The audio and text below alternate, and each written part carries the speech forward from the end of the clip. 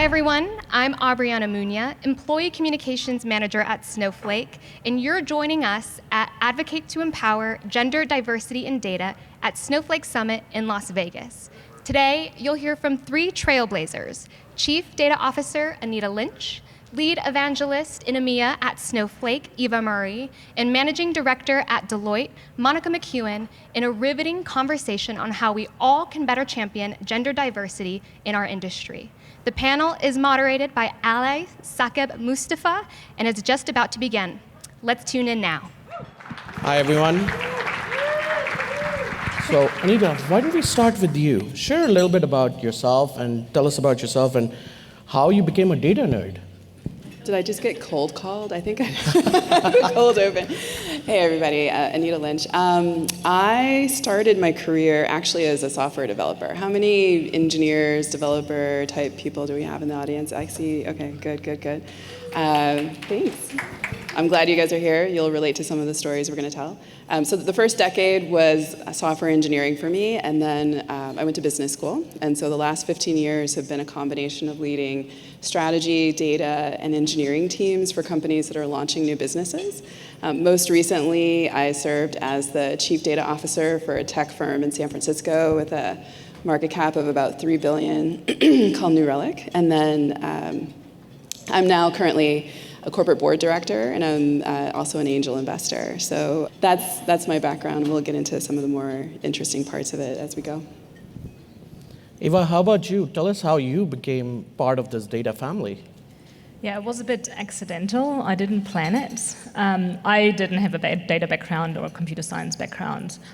I joined Deloitte. They nudged me into IT. And I think the day I realized that data is a cool thing was when I first opened Tableau. And I'm like, oh, I can do things without writing code. So from there, kind of my journey began from being a Tableau customer to a partner and then going actually on the vendor side. And now finding myself as lead evangelist for Snowflake for the EMEA region, which is right up my alley. So I get to do these things, I get to speak with customers, with partners, going to events, and creating content, which I really enjoy. And this is my world. So I'm really pleased to be here. And talking about Deloitte, Monica. Yeah, Eva and I have reversed roles a little bit, but I also, my entry into data was accidental. I had a liberal arts background and degree, but became a coder out of college and doing some software development. And I've always supported our public sector clients. And when I was working with our federal clients early on, I saw the impact that data could have on things like being able to ensure that our military were ready for deployment and that their families that were left behind had the support and services that they needed. And so the kind of impact that data had was super powerful for me. And I then began my journey in the data world, and I've spent my entire career supporting data, working at software vendors for most of my career in the analytics space, and most recently joining Deloitte about a year and a half ago as managing director in our analytics and cognitive and AI and data practice. And a little bit about myself. I'm actually the son of a beautiful mother, brother to 3 amazing sisters. Thank you. And husband to a beautiful wife who have all contributed towards my career. Some of the snowflakes know my wife, so the next thing that I'm going to talk about, how to become an ally. When I talked to my wife about doing this panel, she said, I was like, hey, should I do this panel? I feel like I'm taking over somebody else's seat. She said, you cannot support this sitting on the fence anymore. You have a lot of female leaders working for you. And the next thing she said was, don't screw it up. So with that, let's talk a little bit about how can men be better allies, championing women and marginalized groups. I think allyship is extremely important. It could be women helping to amplify other women. It could be men helping to amplify their female colleagues. No matter who it is that's trying to kind of support others, I think the main thing to focus on is how. Like, what's the best way to go about it? So I'm going to focus on that for a second. There are 2 key ways that I've benefited from having allies in the course of my career. One of them is what happens when you're not in the room. So, for example, One great way to show allyship, if you're an individual contributor or are not, very senior in your organization, is just to make sure that other people know how awesome the woman or women that you're working with are, even when they're not in the meeting. If there's a piece of work that someone's done, something that you think is adding tremendous value, calling that out. If there's something that they have contributed, recognizing that and making sure that it's well known. That's also very important to do. As a people leader and as a leader of leaders, I think once you get to that level, it starts to look a little bit different, because at that point you start to have access to data. And so I think what has worked really well is making sure that you work closely with your talent and HR partners, and making sure that you get data to actually assess how well are the women in this team, in this organization, how well are they thriving? Do they actually, in the data, show up as being an anomaly in terms of sometimes women tend to not get promoted as quickly, sometimes they tend to not be, visible as quickly in terms of their trajectory for their career. Looking at the data, for women as a group, as a whole, and then also, slicing and dicing by different maybe demographics within that group. So it could be, single mothers. It could be, African American women. There are lots of different ways you can cut that data, but I think starting with the group of women as a whole is one good place to start. Monica, what's been your experience? Yeah, so I think the allyship comment of, speaking about someone when they're not in the room, I think is really important. And it's so easy to be done. In fact, I'll share a little story that I just heard last night. And I think, I can't see past these lights, but I think Olivia's out there somewhere. She's a solution engineer for Snowflake in their public sector practice. And she's amazing. And she's been supporting Deloitte and doing just an incredible job. And someone who I know is out there, a woman named Brooke, who's supporting our Snowflake Alliance at Deloitte, has had the opportunity to witness some of the work that Olivia's done and been on a bunch of meetings with her. And took the opportunity to send the Snowflake leadership team a note to just say, hey, Olivia's just rocking it for us. She's doing a great job. She's flawless with our internal team, and she's answering questions and just super articulate and knows her stuff. And that led to Olivia receiving an award from Snowflake, which they give out on a quarterly basis, called Be Excellent. And Brooke's email was actually quoted as she received the award. So I share that story because it's really easy to be an ally. If you see somebody doing a good job, send an email to their leader. Send an email to someone that might not know them yet. Send an email to that individual telling them what a great job they did, because I think a lot of women, particularly some that I see younger in their careers, may just lack the confidence. They're really good at what they do, but they don't believe in themselves. And so sending them a note to say, hey, you're doing a great job, and you just rocked that presentation today, or whatever it is that they did, I think is really important. But continuing to be able to showcase and share what underrepresented groups are doing to leaders that may not otherwise see what they're doing. Absolutely. I would just say, hey, make sure you email or document it, right? So that it's well documented for that person's performance too. There is a narrative in male-dominated industries that women don't support each other. Eva, let's talk a little bit about that. You've kind of talked and expanded the table a little bit with your experience. Let's go into that a little bit. Yeah, I think it's not true.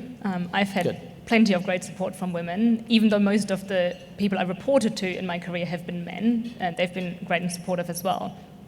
But I think it comes back to the practical tips that both Anita and Monica shared as well about doing that promotion, talking about the people that are not visible in the room or at the table, and finding that opportunity. Something I like to do is, if I'm working on a specific project or an idea, because I'm an individual contributor, I don't have a team, I like it that way, and I love mentoring others, and I try to find, is there a task I'm doing right now that actually would benefit someone else if they did it? Because for their career development, it would be something new, whereas I've done it 10 times, I don't need to do it again.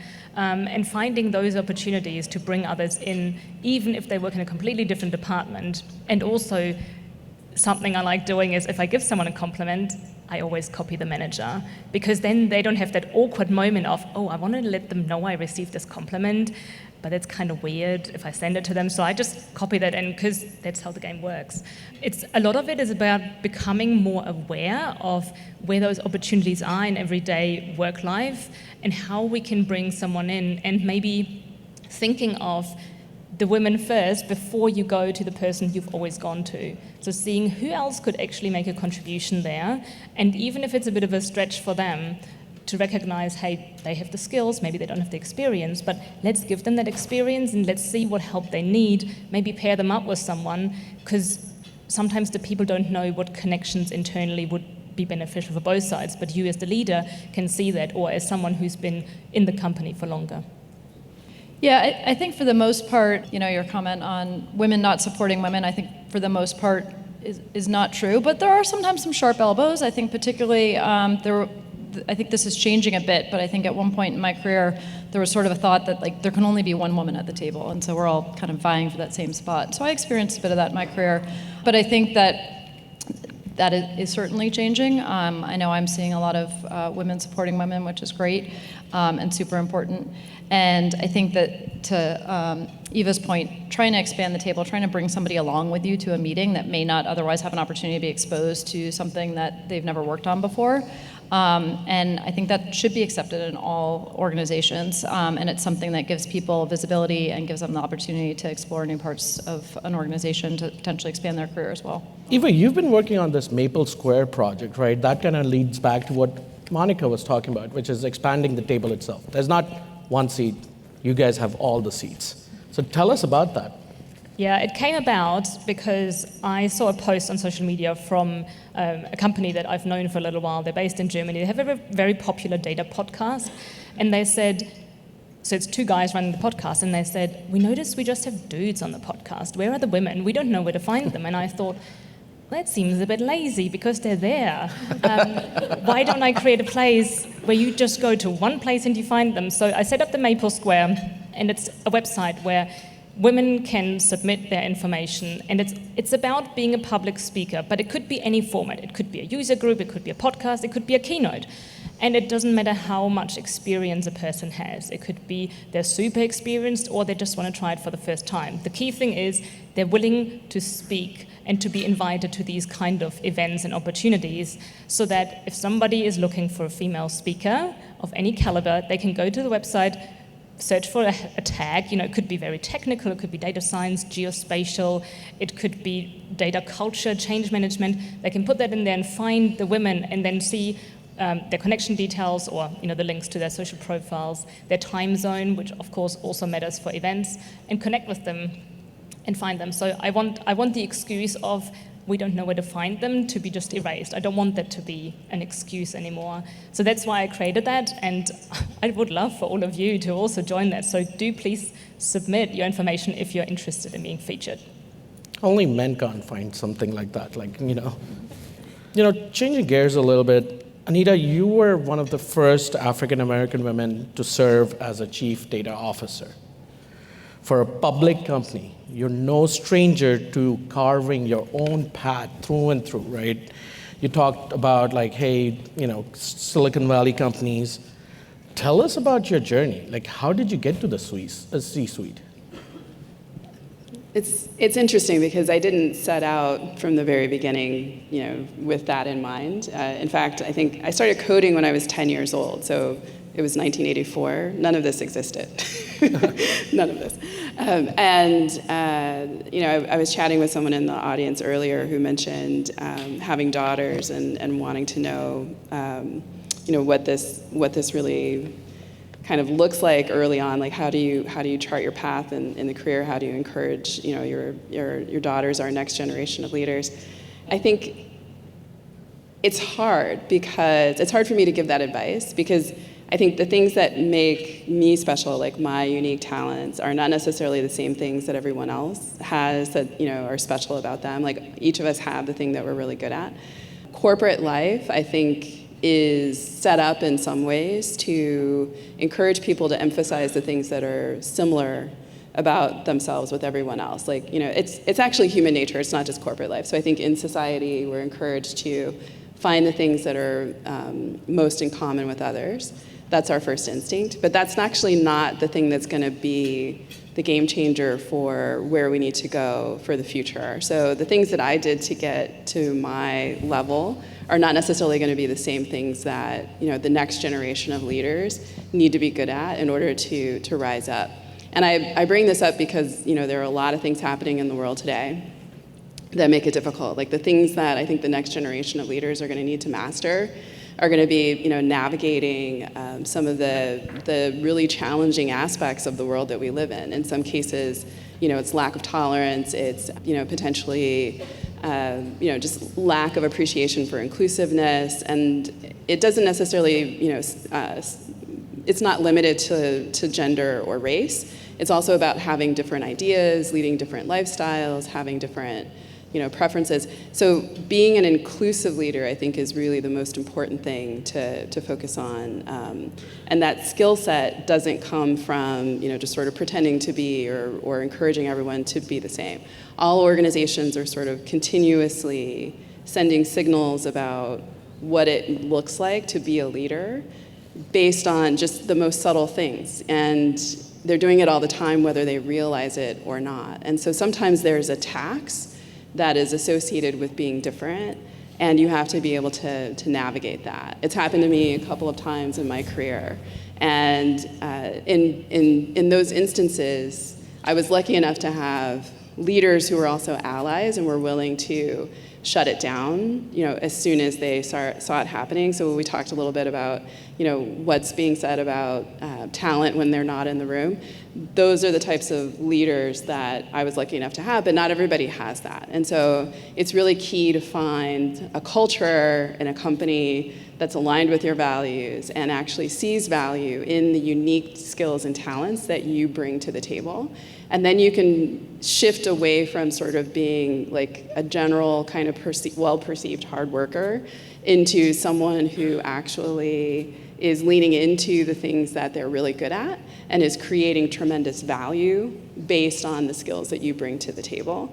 And if you're in an environment that doesn't value who you are or what you value most about yourself, if you're in an environment or a culture that doesn't see value in those things about you, then you need to find, a better culture to fit in. And I think the next generation of leaders will need to be inclusive so that they can, one, gain the competitive advantage that comes from having a diverse pool of talent. And by the way, talent is the biggest challenge I think we're all facing right now, like how to build successful teams, how to build successful companies. And then two, they're going to be the generation of leaders that need to understand how to encourage and build the culture that is best aligned for the strategy, whatever their strategy might happen to be, in their space. And so I think that's what needs to change, and that's the most important thing based on my experience. So now I've got a follow-on question, but it's actually kind of applicable to all three of you, right? Just one question? That's true. The thing is that when you're going through the tech sector, which is very male-dominated, right? I want to hear examples from you guys where you were challenged by male peers, right, incorrectly, and how did you deal with those situations, right? Eva, let's start with you a little bit. Yeah, you saw me chuckle. My approach has been, because I'm not very confrontational, my approach has always been, you just watch me. So if somebody, and there've been, comments that are like questioning whether what I do makes sense. Not here, not at Snowflake, previously. And people, I just think, I have something to bring, even if you don't understand it. So I just thought, you just watch me. And I focused on delivering excellent work every single time. Because if you do great work, no one can question that, And I found that the best approach in terms of the effectiveness, it does take longer than trying to go against it and maybe put up a fight. But it was staying true to myself. It's being authentically me, is focusing on quality, delivering things that will speak for themselves, so that if I'm not in the room, the work still speaks for itself. And that's the one thing of advice that I would have for that, because that's what's worked for me, just doing good work and making sure my work is visible. So being a bit strategic about who gets to see it and how I do it. Of course, now my job is very much visible externally. Everything is on social, it's content, it's videos and events, so that makes it a bit easier. But even internally, I think you can find ways that your work is seen and that you work on impactful projects and that your contribution is noticed. Anita, how about you?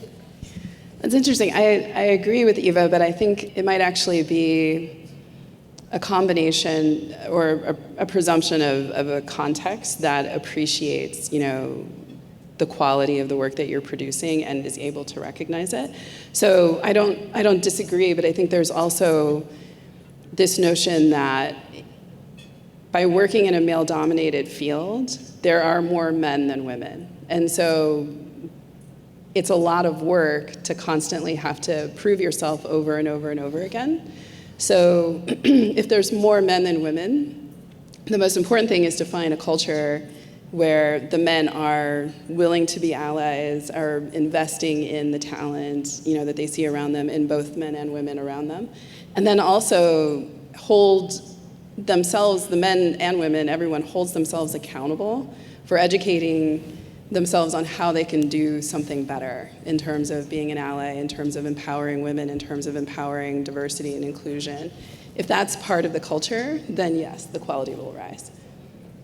Monica, when we were initially setting up this whole thing, right, you'd brought up a really interesting point, which was kind of related to what Eva said, which is outcome-based, right? You worked in a very heavy outcome-based culture, and then you transitioned to managing a practice at Deloitte almost, right? So, it wasn't that clear-cut. Tell us a little bit about your journey from there, because sales is very you're number one, and that's it. Yeah, so I think spending most of my career in more of a sales-oriented role, there's only one person at the top of the leaderboard. And if you're not at the top, then you're not the leader.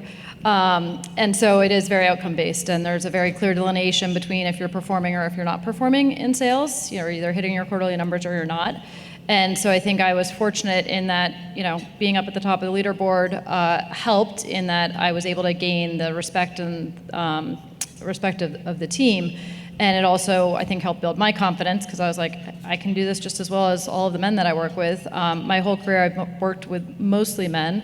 And I think one of the things, just your last question, in terms of, how do you deal with a male culture in which things may or may not be inappropriate, I've always just addressed them head on, and for the most part, I've had incredible male allies, incredible male mentors, and they're a large part of why I've been successful in my career. But there have been times where there's been something that's inappropriate that someone says in a meeting, or it hasn't happened to me, but I know it happens to a lot of women. They're asked to take notes in a meeting.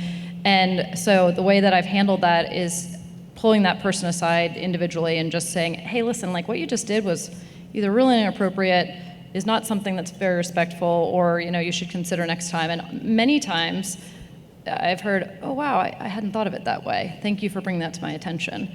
And so I think we all collectively have to make sure that we're helping to rise up the underrepresented populations and just bringing some awareness to little nuanced things that have a major impact on women.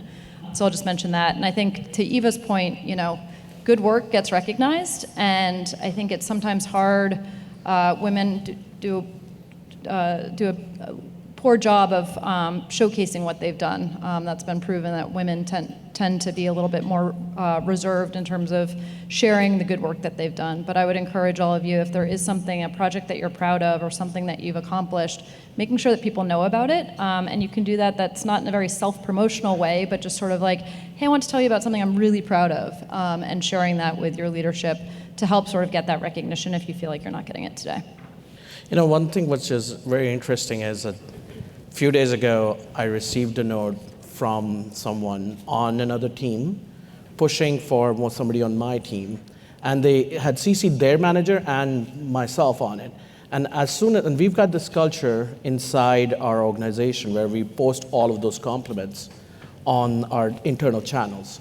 That just kind of helps everyone acknowledge, all the performance and stuff. So, that was my one last anecdote. But what is the one thing that each one of you can, advise the whole group here to do for the marginalized groups and for women so that their contributions are seen and heard, right? Monica, let's start with you. Yeah, I think I'll go back to the example I used earlier, which is it doesn't take much, right? If you see someone that's doing a good job, sending an email and CCing their leadership is a great way to continue to rise up groups that otherwise might not be recognized. And then I think on the flip side of that, as people are trying to think how do I find an ally or a mentor? I think you need to be very intentional about it and also very vocal about what you're looking for. So, I often have people say to me, how should I think about finding a mentor? And it's well, look around the group of people that you're considering as a mentor, and who's the person that you want to be, who's the person that you want to emulate, and what is specifically, what would you like to learn from them? And then go and ask that person, but be very intentional. Going and saying, will you be my mentor, I think is not very successful, but if you're intentional about what you want from that mentor, I think that can really help, and then they can connect you with other people that may also be able to help. Eva?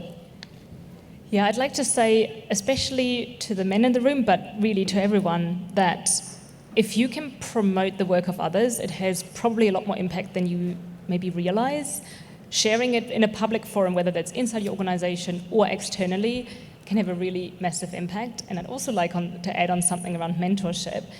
I mentor people, but I've never been asked, in a workplace, oh, will you be my mentor? I've actually approached women where I thought, oh, I'd love to help her, because I've seen something where I think, oh, I can share my experience here and it's gonna help. So I've actually approached people and say, will you be my mentee? And that was a really nice way to do it as well. And I gained so much from it as well.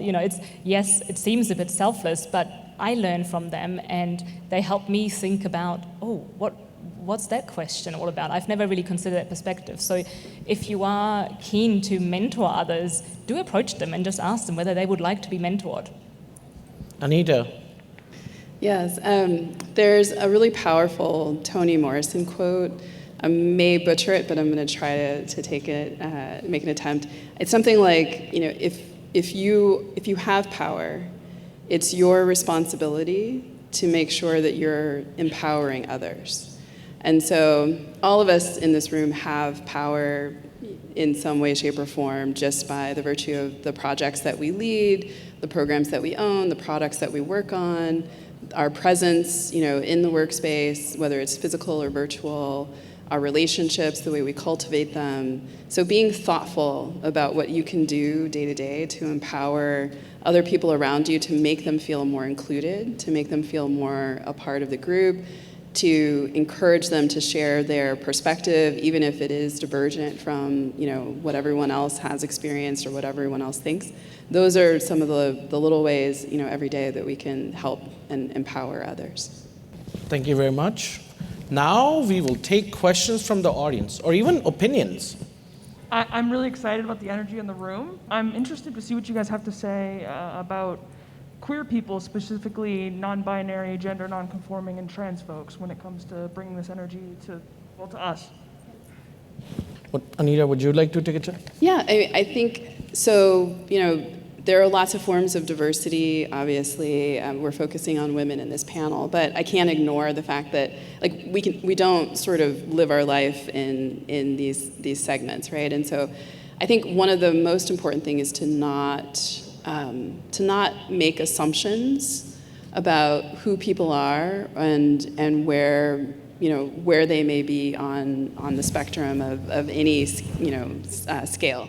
So it's very apparent, for example, to people when they look at me that I am a black woman, but that doesn't mean that there aren't other things that are different about me. For example, I might be neurodiverse. I may have a disability. I may be queer. I may have all of these things.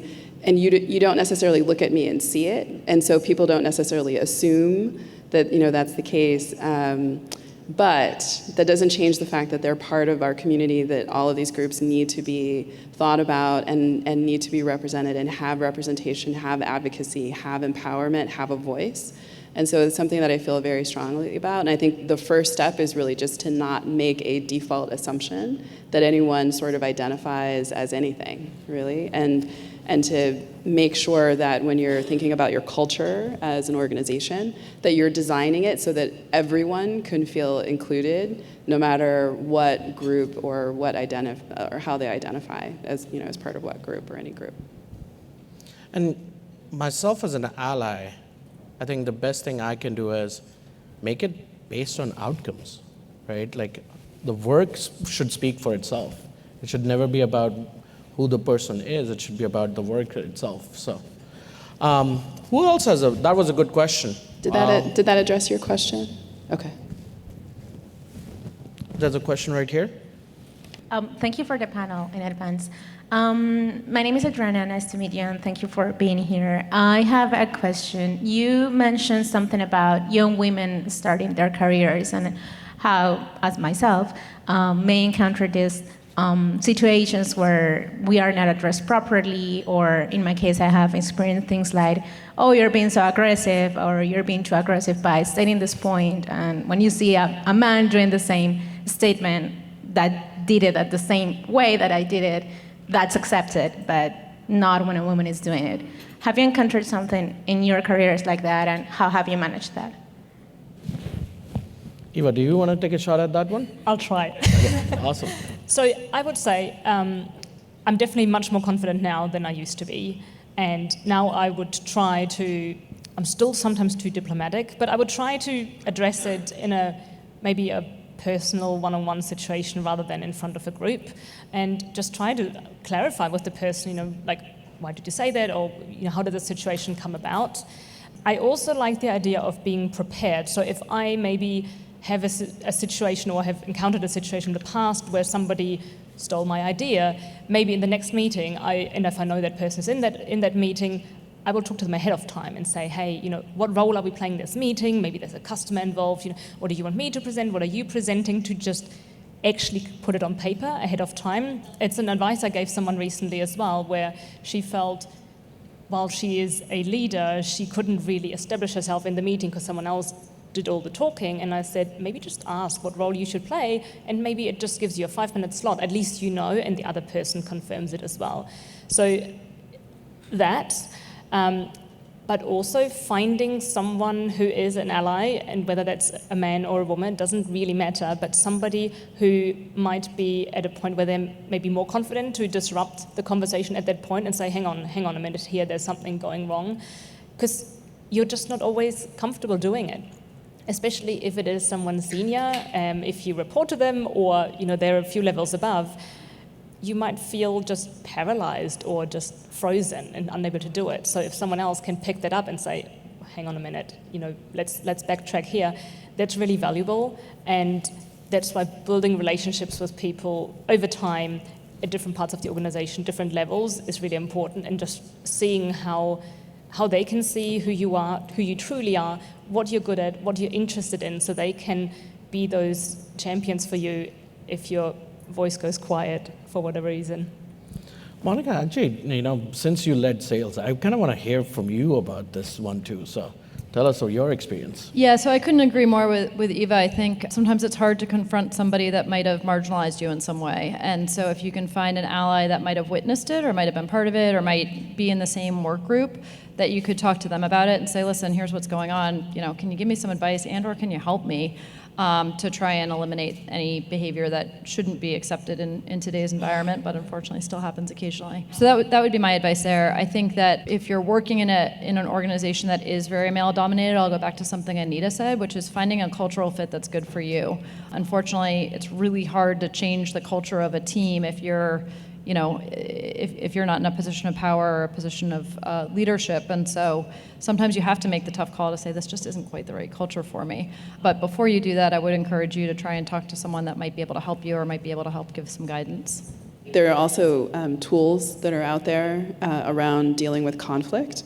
And I would encourage you to, first of all, sort of perceive it as a conflict that needs to be dealt with, because sweeping it under the rug or ignoring it or trying to pretend like it doesn't happen basically just empowers that person to continue that behavior. And maybe it's not directed at you next time, maybe it's directed at someone else, or maybe it empowers other people who witness that behavior to model that, in other, so you don't want to let that kind of continue.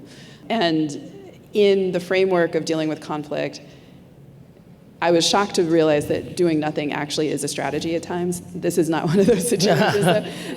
There actually is something to be said about going, if there's a hierarchical dynamic here where the person is more senior than you, finding people who are your peers or that person's peer, and sort of letting them know that you're experiencing this challenge and seeking that allyship. That actually is a formal strategy, and something that I think is good to employ if need be. I'd love to add one more small point there. It's something I've recently started trying. If I see something, a comment with a tool like Slack or others, and you can have an emoji response, I love that. So I think there is something really important about being first. Sometimes you have to go first. And maybe I'll just put an emoji response under a post or a joke or something that shows I'm a bit on the fence here, whether this is really all that funny. And then people can jump on board and add the same response, and you see who thinks like you and who also thinks maybe that wasn't a funny joke, or maybe that was, off color, whatever. And I thought that's a really small way that you can show people this is my opinion, and you're welcome to, group around me, and maybe next time we actually say something, we make a comment, or we raise it with the person. It seems trivial. But you can also, of course, the other way, see, well, all the thumbs up. Who are the people who think this is cool? And maybe just see what the dynamics are and try to understand. It seems a bit silly, but I think it's a small way you can gauge the emotion in the room. Yeah, and to Eva's point of, somebody has to go first. I like the phrase, if you can't see them, you can't be them. And so sometimes it's hard to have that courage that Eva talked about earlier, to call something out or to try and stop bad behavior, like Anita talked about, like it shouldn't be acceptable. And so sometimes that does take a lot of courage, but if you don't do it, then the women behind you will experience the same thing. And so that often helped me as I was trying to deal with conflict and like, hey, if I don't shut this down, then other women are going to experience the same thing. And how are we going to possibly bring up the next generation of leaders? There's a question on this side, and then let's go there. I actually just wanted to add something. As a male ally, I want to encourage everybody to please bring this up. This is a conflict that should be brought up. A lot of times, there's no intention behind. This lack of awareness, the male or the other side are just not familiar with what they're doing and the impact it has. If you don't bring it, they will not know that, as Anita said, it will happen again. So please, please, please, highly encourage you. Have a healthy conflict, healthy discussion, bring it up, have a conversation about it. You are going to help the other side as well. Yeah, I couldn't agree more with that comment. For those in the back that may not have been able to hear, it's bring it up, right? Oftentimes it's a lack of awareness, and I found probably 90% of the difficult conversations that I've had, people are like, thank you so much. I feel terrible, but I wasn't aware that what I said or what I did or how I was acting had that much of an impact. So it's sometimes lack of awareness, and I think giving people the benefit of the doubt, but bringing awareness to it is something that might also help reframe how you have those conversations. There's a question in the back. Hi, thanks for sharing all your experiences. You've mentioned a few times the importance of finding an environment that is supportive for women. Do you have any tips on how to do that? Because I find that can be quite hard in a standard interview process to figure out, like, you can ask questions, people will say what you want to hear. Like, how do you figure that out before you commit to taking a job? You know what, Eva, let's start with you because we're the newer organization coming up, and then let's go into some of the more established organizations and talk about that. I'm going to tease Saqib for a second. Does anybody else find it hilarious that like a man is telling the women on stage when they can talk? Okay.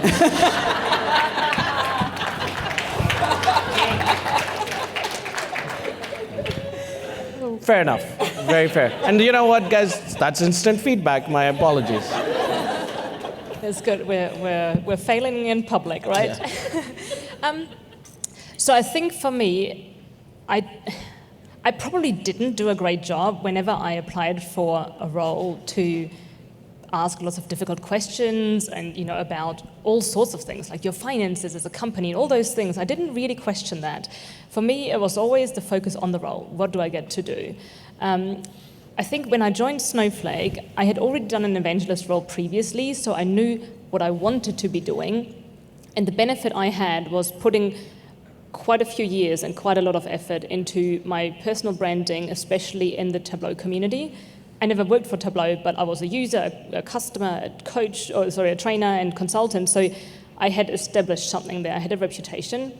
So when I joined Snowflake, the person who hired me knew of me before we ever spoke, and that really helped. And for somebody to put so much trust in me when I started and say, I have a lot of autonomy in my job, And that means I have something to deliver as well. You know, they're giving me the freedom because they know what I can do. And I think for me that proved, okay, this is the right environment. So when I started, what also had happened that my manager had kind of evangelized before I joined. So people knew I was coming and they kind of knew what role I was going to play. So it was really nice going into meetings, into Zoom meetings in the beginning, and people saying, and people saying, oh, Eva, we're so excited to have you here. That was a game changer for me, that strangers who I'm just meeting for the first 10 seconds tell me they're excited to work with me when we've never met. So for me, that was a clear sign this is the right place, that effort having been made ahead of time. So, but I couldn't really test that. I couldn't really predict that. So I have that experience, but I wonder, Monica, Anita, if you have any examples of how to test that ahead of time. Yeah, I mean, I think there's a couple of things. One is, how are you treated during the interview, right? I think that tells a lot about the people that are interviewing you are likely the people that you're going to be working with. And so if you feel respected, if you feel heard, if you feel like it's a good fit, then there's probably something there. So some of it's just kind of that gut feeling. But I think there's also ways to understand what they're doing from a DE&I perspective. Is that a priority for the organization or not? And that might tell you a lot about sort of where their focus area is. I would also ask if you could get access to maybe an org chart, or to see if there's other female leaders within the organization, because that's also going to indicate that there's a path for promotion, a path for you to continue growing your career within that organization. If you're going to commit your time and energy to them, you probably want to make a career out of it, or that next step in your career. So looking at how many other females are in leadership roles and things like that can be really interesting to take a look at too. And then you can just also be direct and ask, right? Like, how receptive are they to answering questions about what they're doing for women in their organization to make sure that they have the development opportunities that they need to be successful and to thrive? How thoughtful are they being? You know, a lot of companies, if it's a public company, are starting to release, you know, their statistics on pay equity and other really important issues. And so openness to discussion on these topics and transparency around these topics, just, you know, it reveals a certain level of thoughtfulness, and, you know, the lack of that thoughtfulness might also be an indicator or a signal that you should heed. Let's flip that question a little bit. Hiring managers, what should they do? How should they? How should they bring in more diversity into their teams? Ooh, well, I mean, there are a lot of obvious things. I think, you know, the tactics du jour tend to be diverse, you know, interview panels and hiring slates. You know, some of it's manufactured, but it still serves like a reasonable purpose. I think in general, again, being thoughtful about the way that you are writing the job descriptions. I think we were talking about this, you know, earlier. There's someone out in the audience, by the way. Jake, raise your hand if you're still here. Are you still here, Jake? Jake. Okay, well, there's with your friend Jake. You want to talk about him?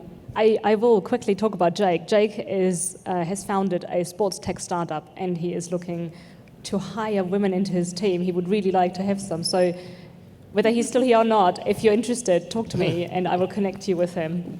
For the video feed, what's Jake's last name? Oh, sorry, Jake Schuster, and the company is called Gemini Sports Tech. Yeah, I also think it would be, for those that are trying to hire diversity, and talk to your existing team to see if they know somebody that might fit the criteria that you're looking for. I know I get endless number of phone calls of, hey, do you know other female leaders?